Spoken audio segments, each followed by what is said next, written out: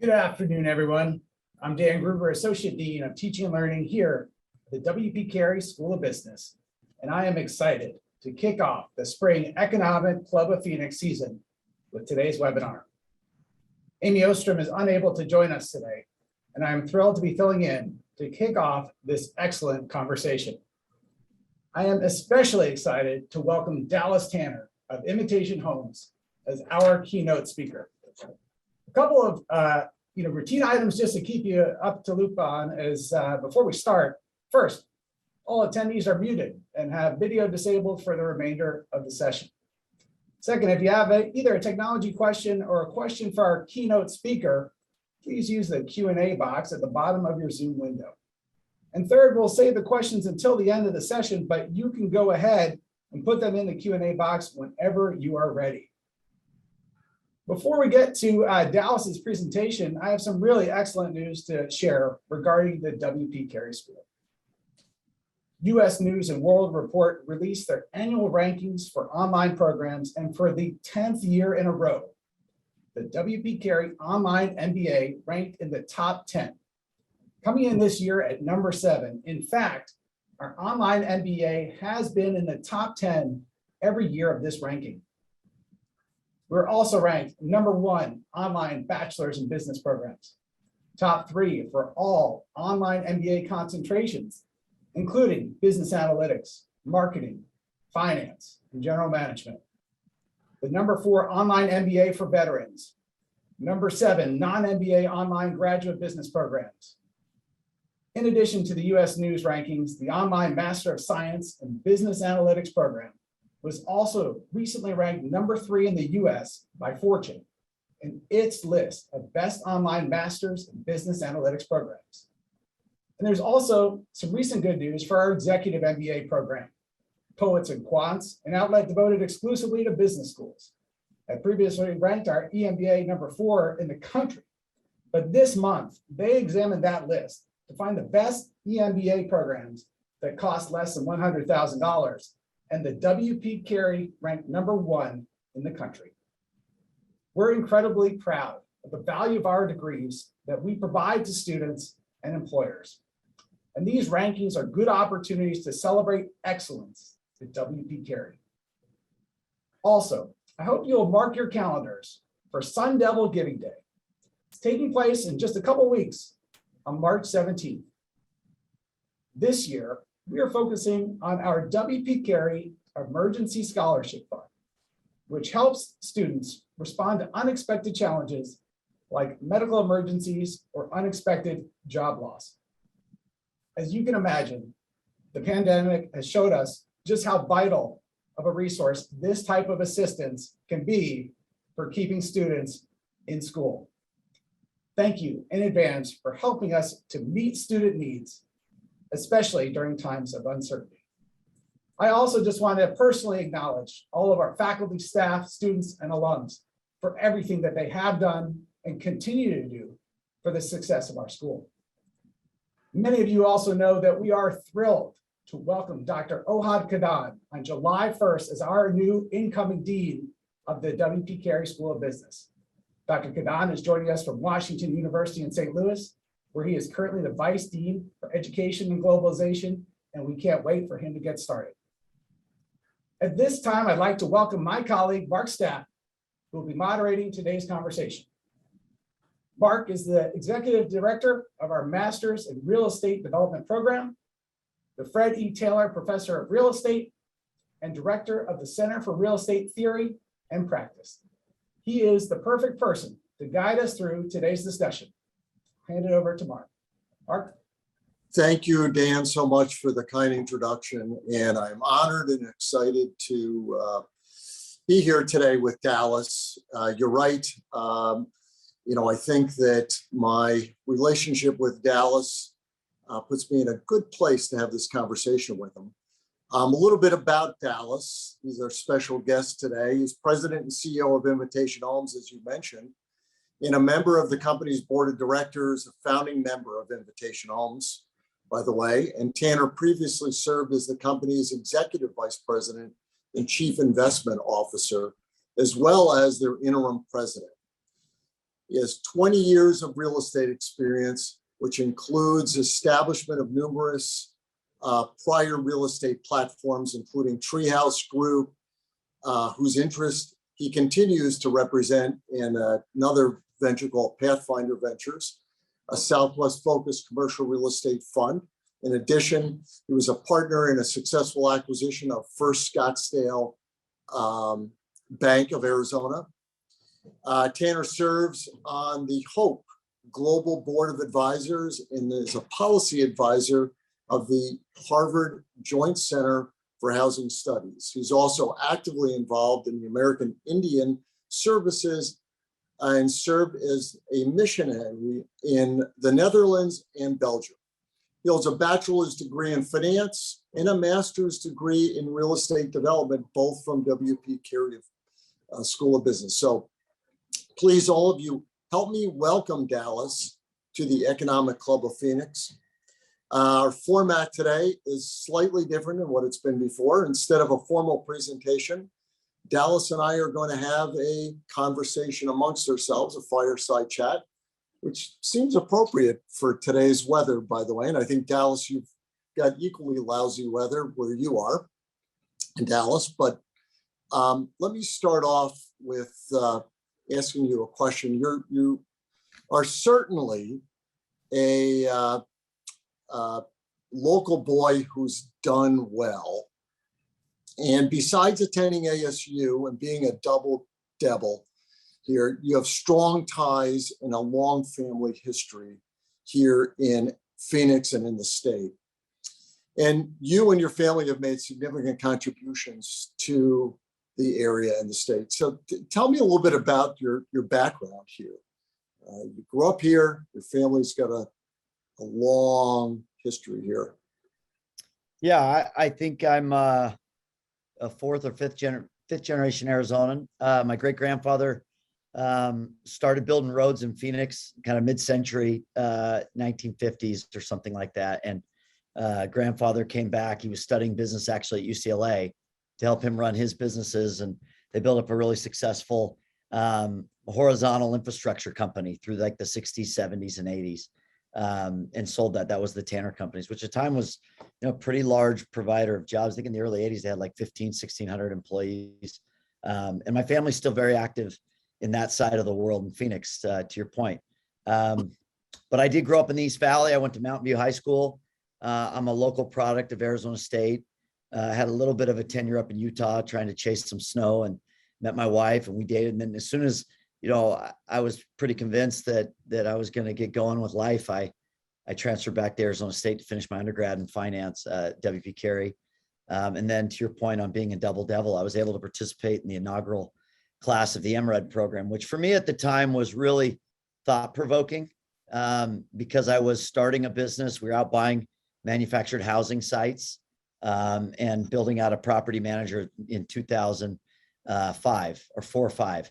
And I think I did the 06 class, which was the inaugural class for MRED. And that's where, Mark, you and I actually met that year. So we've known each other almost 17 years or something like that. It's pretty remarkable. You were little. I was a little skinnier than I am now. I wish I was the same guy from 05.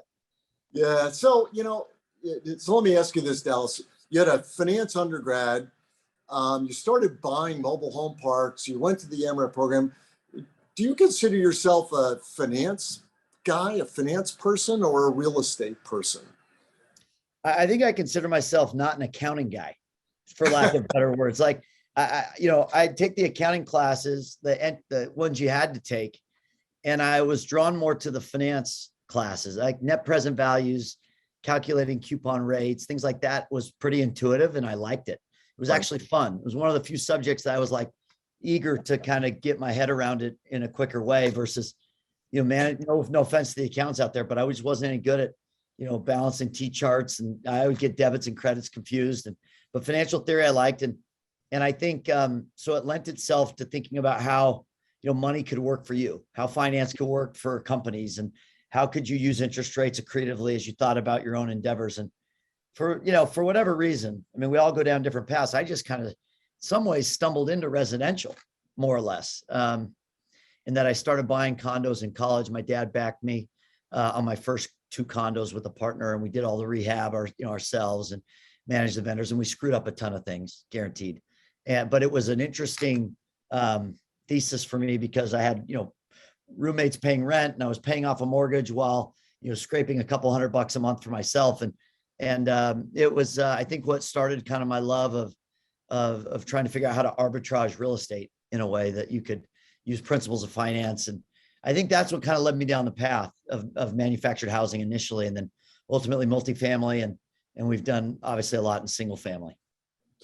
Yeah, you pivoted a little bit, right, and jumped into the single family.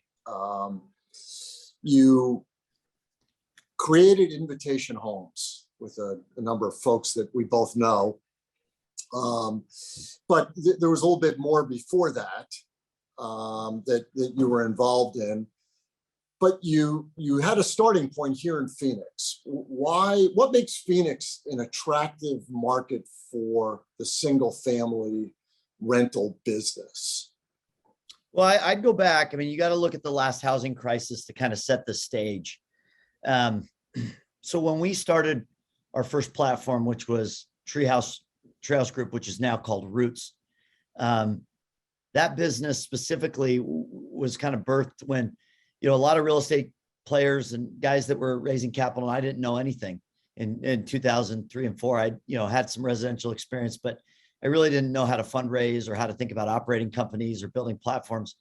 But we saw that, people were getting these outsized returns in land and in development and entitlement. And Mark, this as good as anybody from what that kind of fever felt like in kind of the early mid 2000s.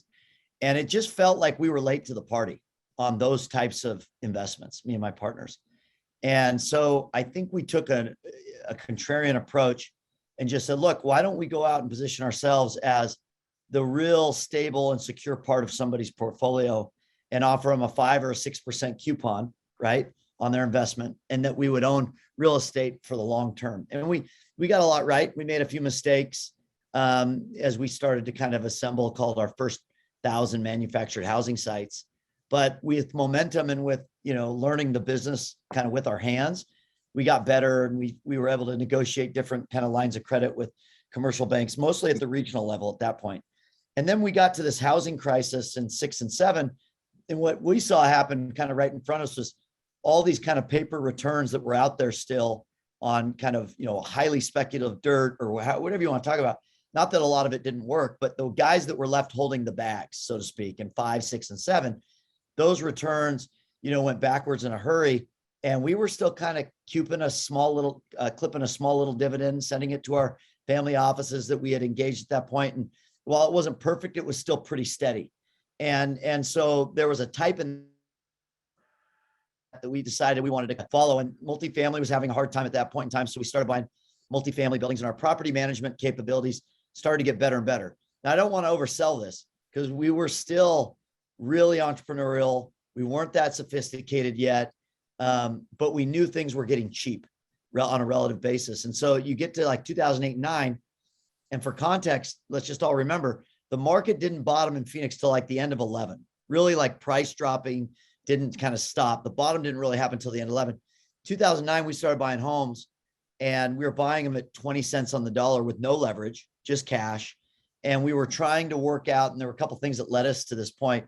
Could we kind of generate returns that would be significant enough for our investors that it was worth the risk? Because we were still catching a falling knife in terms of where housing prices were, really for 2 or 3 years. And we bought about 700 or 800 homes through a series of partnerships in Phoenix only. So back to your question, why did Phoenix make sense? We were there. It's a very simple state in terms of it's a non-judicial state, which makes it really easy to operate in if you're buying a home for yourself or buying a home as an investor. And I think when Arizona went through its housing crisis, and I have a really interesting view on this because I've seen this play out across a dozen states, and it all plays out differently. Funny enough, Arizona and California were really efficient at working through their backlog and their housing glut in kind of 7, 8, and 9. Then there were markets or states like Florida where you had judicial foreclosure processes and things like that. It went 2.5 years beyond what Phoenix dealt with.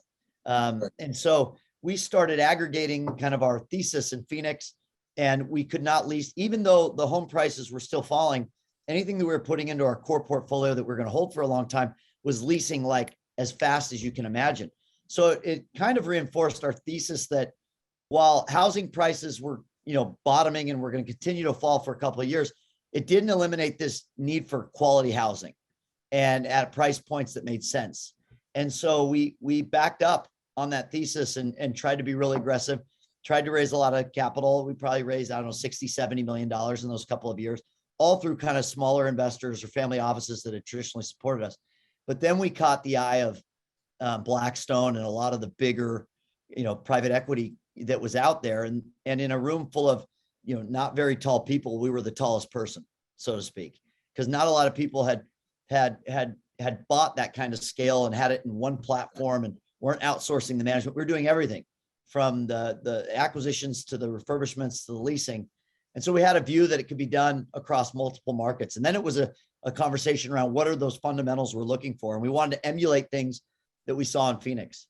And Phoenix today is still I think our second largest market. Atlanta might be a little bit bigger. It is bigger, but we're getting close to just over 9,000 homes. And we love the market for all the same reasons. I think a lot of people on this webinar feel the same. It's low barriers to entry. It's got great demographic growth. Families are forming here. Rooftops are forming. If you look at, the household demographics for a market like Phoenix are 2.5 times the US average. And I'm not telling you anything that you guys don't already know, but you don't have to be that smart in real estate if you are, getting in front of where the movement's actually happening. And it just making sure that you understand what asset type you're investing in. Yeah, so you actually were at a point in time with a business model that caused a gigantic shift in our marketplace. I mean, frankly, if not for you and that business model cleaning up, because that's essentially what you were doing by purchasing a lot of those homes that were coming out on the market, I don't think we would have recovered as quickly as we did as a marketplace. Right. So I think that's the upside.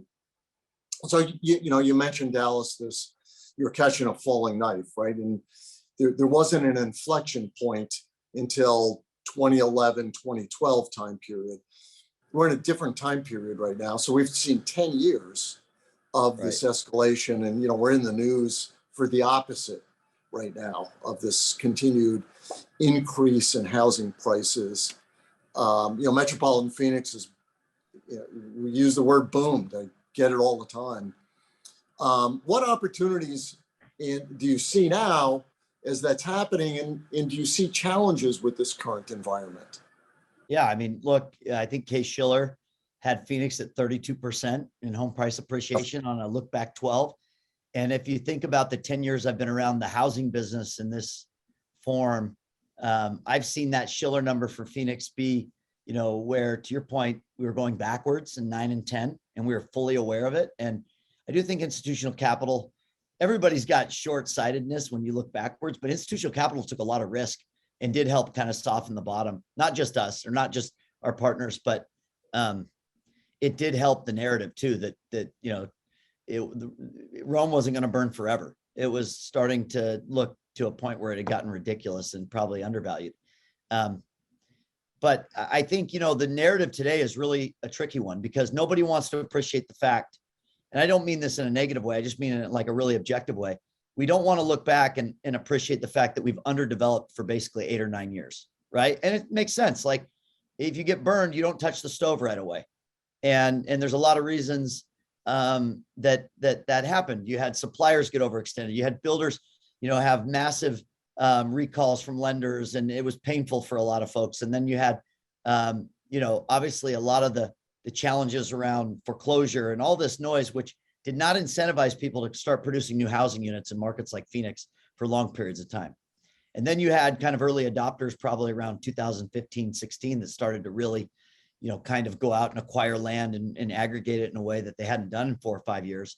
But it's not keeping up with all the demographics, which was part of our thesis back in 2009 and 10, which was you have 65 million people at that point in time between the ages of about 20 and 35. This millennial cohort that was going to kind of chase flexibility and choice and want to live in warmer climates, and, businesses that were, states that were easy to do business in, which Arizona, and I think Governor Ducey's done a really nice job of this, are one of those. But it's tricky when you get to the end and there's not enough supply. And we've also had free money in the system for how many years? Like 6, 7, 8 years of just record low interest rates. So, and even as rates are climbing right now, they're still ridiculously low on a relative basis. And so, it's a great time to be a homeowner if you can afford to buy a home, if you've got down payment, and if you got access to the supply, because mortgage rates are low. But on the flip side, it's hard to keep up with the supply side and the cost of goods sold challenges. And then COVID threw a massive wrinkle in all this. Yeah. We have a partnership with Pulte Homes, and Ryan Marshall, the CEO, he's terrific. And we had a conversation last year, and his comment last year is, I can build homes faster than I can get a door and window package to show up from overseas, right? Or wherever they're trying to outsource that from. And those are real challenges. And I think a lot of people listening in, and obviously people around real estate in Phoenix, have felt some of those same pain points. So I think trees, I said this the other day, trees don't grow to the sky. You would expect this to rationalize over time. I don't think our new lease rate growth, for example, in the fourth quarter in Phoenix was like 25%. So when somebody moves out, to reset that home to market in the fourth quarter, we were pricing it 25% higher based on where the market was. That's not rational. That shouldn't last forever. And the supply and demand fundamentals are definitely out of whack right now. Take a little time. Yeah, I think that's a big concern for everybody. Before we go any further, I want to remind people that if you have questions, please put them into the chat, and we will get to them. To that point, Dallas, everybody's got to live someplace. Right? We've had strong economic growth, and it's driving population growth. But what do you think is driving the single family rental growth here? Is it just the difficulty in building new homes for purchase, or? I think it's kind of a couple of things. I think one, since we started the business, we've had really amazing demand. It's been a 96, 97% occupancy business across our now 85,000 homes. I would say a couple of things happened in the last couple of years. The supply chain issues that we both kind of just talked about. The other piece of it is, I think COVID caused people to kind of rethink the way they lease to some degree. We definitely caught a little bit of that urban flight, where people were going, hold on, if I'm going to have a couple of kids that need to work from home, I don't want to do this in an apartment with amenities. Maybe I want a home with a yard. And so I think that naturally lent itself to a lot of kind of net migration patterns one way or another that benefited our business.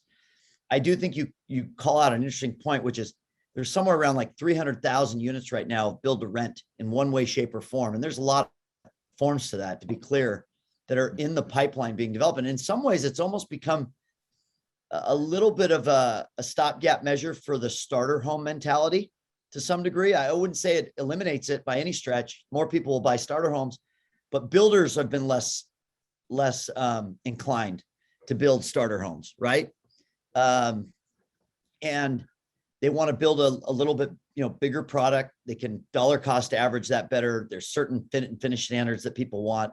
I think builders are taking advantage of some of that demand and some of the cheap mortgage rates that are out there. So it's been an interesting, I think, thesis that we proved out that institutional ownership can work, that the operating fundamentals are really strong. But it's been really latched onto by the private markets in terms of people building new product that is specifically for lease. And it comes in different shapes and sizes. There's garden style, what I call kind of garden style apartments that some people are calling build to rent. It's more like 8 to 1,200 square foot. And there's good product out there that's like that. I don't mean that as a knock. There's good product that's out there. And then there's, developers and builders that are building more of the traditional single family detached. And sometimes it's entire communities. And then sometimes it's sprinkled in amongst homeownership. And we've been a fan of probably the latter in terms of our portfolio. We announced a partnership with Pulte. We're going to build ourselves almost 8,000 homes over the next 5 years. And we work with a number of different builders around the country to try to find opportunities to own small portions of communities where, the rest of your neighbors, for the most part, are fee simple. They own their home. Yeah. Interesting. So I had a question from one of the attendees about your key metrics. So what are the top like 5 metrics that you guys are looking at when you're making decisions? Yeah, I mean, operating metric wise, the KPIs, we really care about our days to re-resident. So when somebody moves out of a home, kind of almost like a hotel operator might think about it, what is your kind of move in to move out? Multifamily looks at it the same way. We turn homes ourselves, generally speaking, on the turn. We obviously outsource with vendors, but we manage that process to some degree ourselves. We want to turn that home as quick as we can. And so that's our turn times are things that we look at.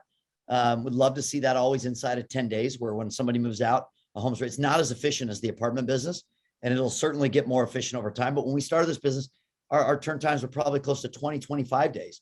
And today we have markets that are well inside 10 days. So how do we make that more efficient? And then on the pre-leasing side, because of technology, and this is where I think we've seen some of the greatest innovation for SFR, has been kind of centered around floor plans and how you think about, looking at the asset before you've ever stepped foot in it as a potential lessee. And so, we've made that really streamlined, and it gets better and better for our customers to where they can go in and look at a floor plan, maybe mess with some version of furniture, that there's more kind of tools that are coming out real time available to people. And then if you want to go look at that home, you can actually self-show. You don't have to deal with a salesperson.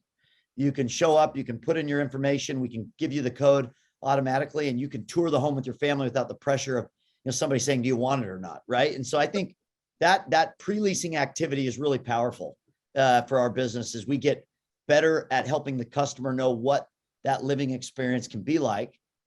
And the other piece that we're early stages on is, trying to give the customer more than just a lease. So we have smart home technologies. We have things that center around landscaping and pest control. We have, specific programs for pets that are starting to evolve. I hope that we get to a point where, a lot of people lease a car now and they don't even think twice about it, right? It's just what they prefer to do. And they like to customize their lease or have an option to buy.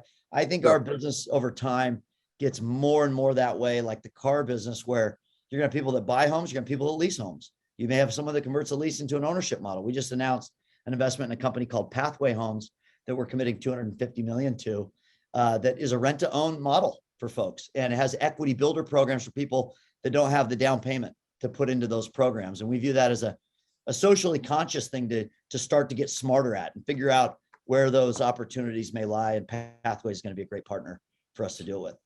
Yeah. And, that seems smart also from a reputational perspective, right? Because I think, especially uninitiated, the industry has taken a hit in the news on occasion because people are frustrated, right? You're out buying with cash, I can't compete with you, that kind of thing. Sounds like a smart thing to be able to start to do, and also be very helpful to the market itself.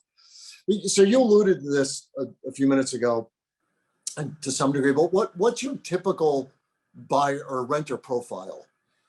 Yeah, that's a great question. So the average renter today in our portfolio is about 39 years old, has a combined household income on average across all our markets of about $130,000, let's call it. So it's not what you might have expected. And we tend, and just, in fairness, we do buy a more expensive home than most our peers. Our target demographic is, that kind of 2-earner situation, 1 or 2 kids, really anchoring and making their decisions around school districts and transportation corridors, which in Phoenix is really friendly. And then I would just add that they fall into kind of 3 categories generally. You do have some people that just out of necessity, they need a house. They can't do an apartment because they need the space or the garage or whatever. They work from home. That's about a third of our customers. And about the other third are kind of broken into 2 categories. You have transitional, which somebody has like a life event or something that's gone on, marriage, divorce, job change, relocation, like you name it. And they're transitioning and they want to test out, a neighborhood or a market for a while before they decide to buy or make a longer term decision. And then about a third are our preferentials, as we call them. They just prefer to lease. They can absolutely own a home, but they like the leasing lifestyle, and they could be kind of different categories in that. We get boomers, we get people that want a second home, but they don't want to own a second home, and they want a seasonal home, like say in Phoenix, and they lease it for a year, but they're only here 6 months a year. And it actually makes sense when you start to kind of look into the data that you would have kind of this medley of customers and what their kind of need states are, but generally they're about 39 years old. So that's why we're pretty bullish, because the millennial kind of cohort is just starting to kind of come into our portfolio. We should have a lot of inherent demand for our product for the foreseeable future. And so has that changed since you started this 10 years ago or so? No, it's been between, say, 37 and 39 years old. It's always been that two earner situation. There's some markets where it's a lot higher, some markets where it's a little bit lower. But that demographic's been pretty consistent for us, more or less. Yeah. So you see it staying this way for the next 10 years? I mean, how do you see it evolving maybe?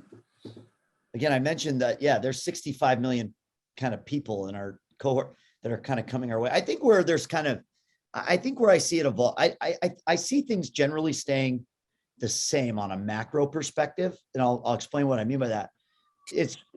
We throw out all these numbers, but let's just really dumb it down.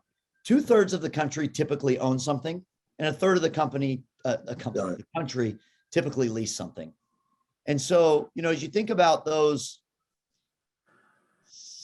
roughly 47 million households that lease, plus or minus, there's varying degrees of what they're looking for at different times in their life cycle. And some of them go into homeownership, some of them will pop back into a lease product at some point, and it just kind of yin and yangs. I think a mid-60s homeownership rate in our country is pretty healthy. I think when we saw it get up into the high 60s, almost touching 70%, was when we had a lot of challenges with kind of, mortgage credibility and things like that. I don't think it should be in the low 60s. So I've always kind of taken a view that about a third of the country is going to lease something at some point in time. And, they all want different product types. So I think we'll evolve, like you said, on Pathways. We'll obviously have a for lease product in our business, but you could certainly see a world where you had different products, or you were part of the customer's life cycle in terms of maybe coming from an apartment into a single family lease. Maybe they buy a home down the road. Maybe they buy through one of your, products or sister companies. I think these companies will continue to evolve. And I wouldn't be surprised in the next 10 years if you had a big multifamily company and a single family rental company come together. They're pretty similar businesses, different kind of, cycle times for the customers. The SFR customer stays about 2 times longer, but there'd be a lot of synergies between some of those things. Yeah, I think the part of what has happened is the attitude towards renting has changed a lot. As people have seen this evolve. Yeah, sure. But what percentage? I have a question here. Approximately what percentage of the residential market is owned by corporations / companies, institutions, right, like yours? And do you see that changing, either expanding or contracting over the next 3 to 5 years? Yeah, it's a really good question. It's one that, candidly, that the media hasn't delivered the message very well. And we're always, explaining to people what a very small percentage of the home ownership or the home population that we're a part of. So let's break it down this way. There's roughly, I think, somewhere, I mentioned the 47 million households that lease, right? And there's like 160 million households in the US, plus or minus, just across kind of all categories. Let's just, for simple math, let's say 50 million of those are for lease product. And of that 50 million, there's about 17 to 18 million that are single family detached homes that are for rent in this country. Of the 18 million in our entire industry, what we would consider professional management, it's less than 400,000. So call it 2% of the total single family rental housing population is probably owned by, call it, professional companies that like ours. And so then if you went even bigger back to that, 50 million households or 90 million single family detached homes in the US, we are such a small portion. Invitation Homes, which we're the largest right now, may not be forever. We might buy 4,000 to 5,000 homes a year. I think last year we bought about little over under 4,000 homes, and we sold 1,000 homes back into the end user market. So on a relative basis, we're pretty de minimis. We did a majority of our buying where you mentioned earlier, when there was 2-3 years of supply sitting on the market. Yeah. You mentioned the media getting this wrong. I'm constantly getting questions about that. So I'm glad you can bring those statistics to the conversation, because it is important to understand the role that you play and also the impact you have, which you're not evil. You guys are doing you're doing really good work. And, for many people, it's been, literally lifesaver for them. So I think it makes a lot of sense.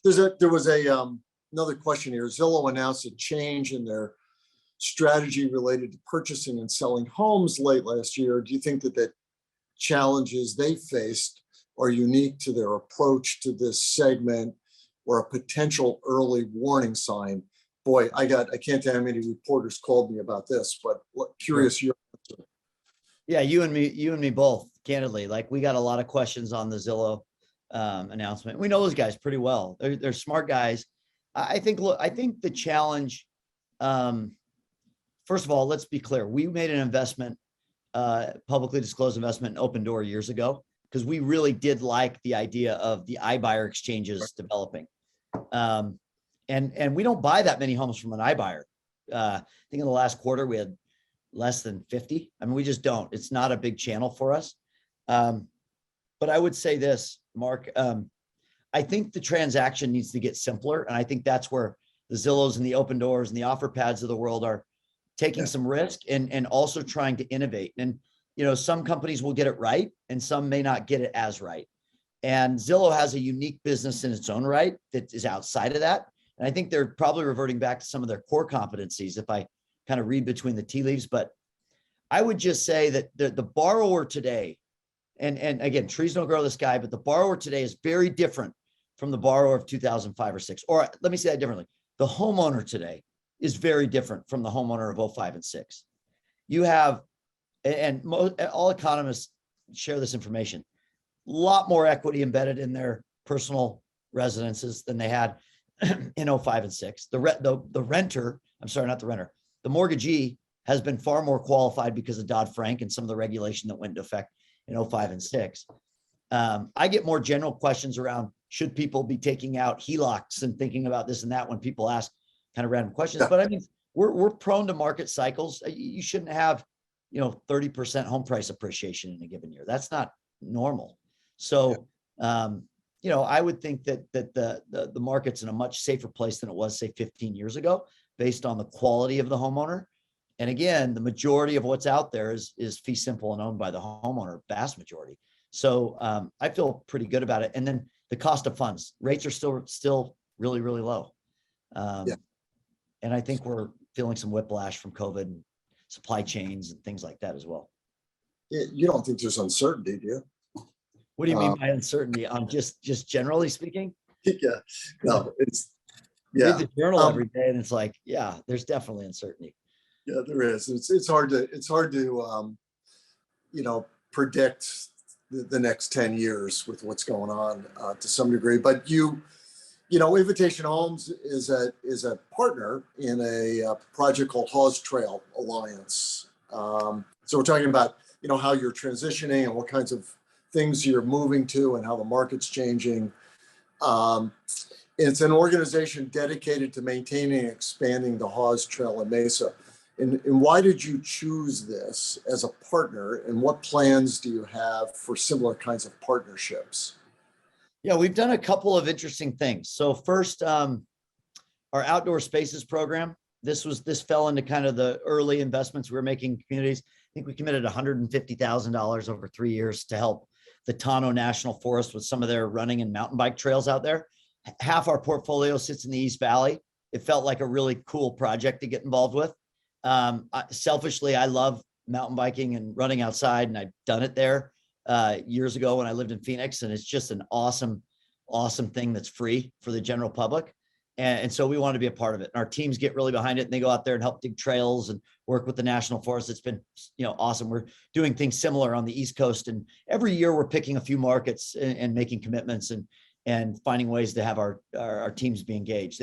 Our company donated over like 13,000 hours of our associate time this year just to being involved in projects in the communities. And then we just announced last year a new one called Step Up and Stand Out with Skills USA, because we need more qualified trades in marketplace. You talk to anyone in real estate or construction, we need to put an emphasis on skilled trades and create paths for people to get skilled in particular trades at a quicker rate and have, the appropriate funnels for them if they're looking for it. And so we're partnering with local high schools and creating programs where students can also get technology courses if they're not so inclined to want to go do a 4-year school or a 2-year school, but they want to learn a trade out of high school. We launched our first 3 markets last year with a goal to launch another 5 this year. And so those are awesome programs for, being active in the community and also finding ways to make a difference for folks that really don't know where to go when they finish school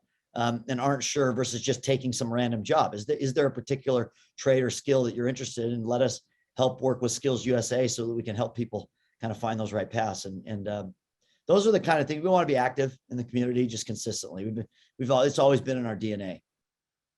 Well, I know it's been in your DNA. And it sounds like doing well, doing good is important to the company. And, that's good to hear. We're going to run out of time here, and we've got some other questions left to ask, but I want to go to a question from one of the attendees. In places like Arizona, Florida, Montana, where there are a lot of seasonal homes and visitors, how do short-term rentals through VRBO, Airbnb, etc., example, fit into the marketplace? Yeah, no, it's a great question. I mean, that industry is rapidly expanding and developing. And I think it's got, tailwinds, and it's also got headwinds at the same time in terms of, I think we are all in a much different place socially and mentally with the concept of leasing somebody's home for a weekend at the beach. That was not as commonplace maybe 20 years ago. People would prefer, the hotel experience or a certain level of customer service and versus maybe just location driven decisions. And now what you see is people are marrying both. You're getting more space, you're getting flexibility, and there's, concierge services that a lot of these companies are starting to roll out. I think that it doesn't eliminate the need for hotels by any stretch of the imagination. Most of us, pop into a city for a night or two and are going to get a hotel, but it may change the way we travel. And I think it's exposed families and people to other cool parts of the country and the world, quite frankly, that you wouldn't have had that exposure with otherwise. And I'm a fan of it. I think it is influencing development. I think it's influencing design in terms of how some people are building homes in certain parts of the country. We spent Thanksgiving, for example, off of 30A in Florida, which is kind of the Gulf Coast in Florida. My kids love it. We've gone out there a couple of times, and all you do is rent homes, awesome homes that are maybe not right on the beach or infill, and you ride bikes. And we would have never done that, 20 some odd years ago, but now everybody does that. It just makes for a great experience. So I look at it as value add. But I think that the headwinds are, hotel taxing and things, a lot of the cities are taking this up. I'm not an expert in it by any stretch. So everything I'm saying is just my own personal opinion. But I think that clearly people are investing in it because the yields make sense and the arbitrage, so to speak, on the house itself from a return perspective is pretty interesting to some folks. Yeah, I mean, from a business standpoint, for sure. I mean, the market's already tight, right? So we've got the smallest inventory of available homes for purchase, I think, that we've ever had. I know Metro Phoenix is less than a month of supply, and this is similar across the country. How do you continue to do business? You said you added 4,000 new homes last year into your portfolio. Is it getting tougher to find those? And so as a 2-part question, is it getting tougher to find them? And are you competing with those that are in the short-term rental business when you're looking for homes? I couldn't tell you whether we're really competing with the short-term rental business per se, because you don't know. It's been tight, really since 2015 from a supply perspective. Yeah. We are definitely taking initiative and building a lot of product right now, and that's helping. And that's something that we feel like is a good, source for us for both our capital and our shareholders. We want to be active in the resale market, but we're also active on the sell side. We sell homes back into the end user market, pretty regularly. And so for us, when you're there every day and you're paying attention to, marketplaces and things like that, you find opportunities to invest, but it's definitely tough. I mean, everyone's feeling the pinch in supply. But we've shown a pretty good track record of being able to still pick our spots. And again, we're in a lot of markets, right? We cover 16 markets, and there's other markets we're not in that we'd love to be in someday. And so we're constantly looking for ways to grow our portfolio because that's what the demand's telling us. But I don't know, it'd be really hard for me to say. We're not in a lot of seasonal areas, maybe outside of the winter in Phoenix or something like that, or Florida. Yeah. Outside of that, we're in just kind of normal neighborhoods with, access to good schools and decent transportation corridors. Excuse me. Yeah. So I want you to reach into your desk drawer and I want you to pull out your crystal ball, right? Polish that thing off. Yeah. Because I've got a question from an attendee. When do you think the market turn happens in Phoenix? Like actually slows down, like slows down or actually turns, like negative headlines and all that other stuff? Either one. What do you think? I don't know. Like Phoenix is such an amazing market. And I'm obviously biased because I spend a lot of time there. We have a corporate headquarters there. I'm from there. I'm sure someday I'll live there again. I don't see anything that suggests, now I don't think that we keep the pace of growth that we've seen maybe the last 36 months, but I don't see anything that suggests massive headwinds for Phoenix. You have a business-friendly environment.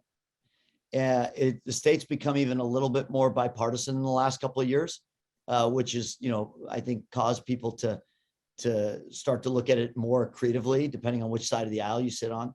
I think it's an easy place to do business and to own a home. And the weather's spectacular 8 months of the year. There's 4 months that we were all miserable for a lot, like the summers.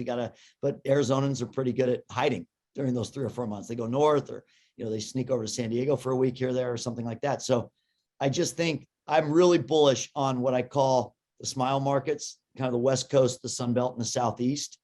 I do think healthy long-term growth should center around rates coming up a little bit. That's my own personal view, because I just don't think you should have free money. And you got to take a step back. There's so much stimulus in the economy.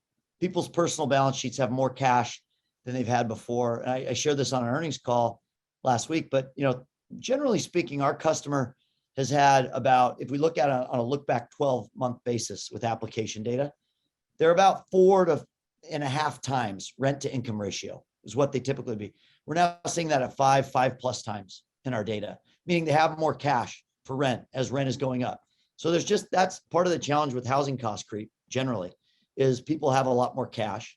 And we definitely are feeling the effects of inflation. So I tread cautiously and be smart, and I wouldn't take outsized risk if I were a personal investor or somebody that was, on the fence about whether to buy a home. I'd make sure I feel pretty good about pricing, but I don't see it turning on its head anytime soon. Yeah, neither do I. I mean, we were known as a boom bust economy for such a long time.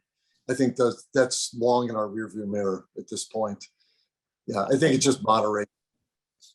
Yeah. So we only have a few minutes left here, and I combined 2 questions to some degree, both of them having to do with water and the impact of availability of water. And one of them is more specific to metropolitan Phoenix, and the other is about conservation and availability of water in long-term investment strategies when you're looking at places to continue buying. So a couple of things, and we're not experts by any stretch, but ESG as a public vehicle is obviously, it's important whether you're private or public, but as a public company, we do want to be a socially conscious investor and operator of real estate. And so we participated in GRESB 2 years ago, which kind of set a baseline for our company in terms of environmental, social, and governance.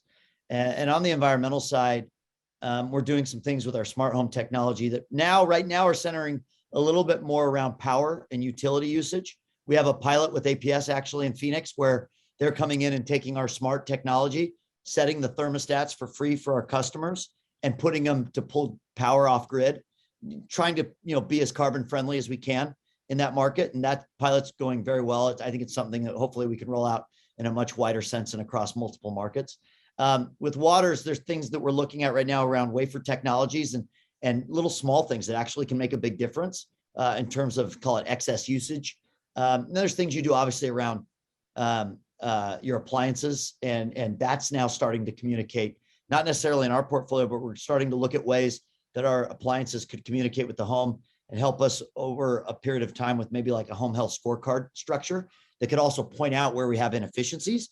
And then as we go in and out of these homes every 6 months, we could actually remedy or bring stopgap solutions to help make these homes more efficient. So there's a lot of things that are on our radar right now, particularly spending a lot of time trying to get smarter around solar. There are things we can do there with all our rooftops that could be, pretty, impactful. And obviously in a market like Phoenix, I appreciate the water and kind of efficient energy discussion that you guys deal with all the time. The good news is there's good and bad. I think the good news is the technology is getting better and it's getting more practical. That's an important part in some of this stuff. A lot of times really cool technology comes out, but it's not really applicable. Joe homeowner can't go and just like put that on his house for less than 10 grand. And a lot of people aren't going to do that. But, if you can have a thermostat that's $300 and you can buy these wafers at, $1.50 a wafer and have them in kind of all your key water corridors in your house, you can start to make a significant impact little by little. So let me tack onto that a question. Electric vehicle charging. And do you guys have a program to begin including in the homes, the connections for efficient electric vehicle charging? We don't have a program yet, but it is honestly something we're spending some time trying to get smarter on. The tricky thing so far there for us has been which charger and why, right? And do you get the right fit? And is there a way that we can also do that kind of on a subscription basis for our customers so that you don't have dilapidated equipments and things like this? So that's the nuance of 85,000 different locations, is trying to figure out that right. Right. The other one that we've spent some time on trying to get smart around is battery and like battery capacity. I had a really interesting call last week with the former chief revenue officer of Solar City. And I asked him that very same question, like how far out are we from having really significant improvements in battery capacity? And it feels like we're still a little ways out in terms of having something where you could have a wholesale program and only need to update it, say, every 4 to 5 years. And that's some of the trick with some of this stuff, is finding stuff that's built to last and that won't be antiquated in 24 months, 36 months. So we have one more question and then we've got to wrap things up. Although we could sit here and talk with each other for easily another hour about this. We're scratching the surface here, but I'm going to ask one, and this is a random piece of advice, I would say, right? And the question is, what are some of the considerations around selling versus renting our second home at this time? Honestly, it depends on where your highest and best use for that cash is, right? Because you either have equity in your home, or if you see, a higher and better use in terms of alternative investments. I love real estate, so I'm biased. I love owning real estate, personally and professionally. So I'd probably lean towards having, I'd own my second home versus necessarily leasing it. But, maybe you experiment with some Airbnb.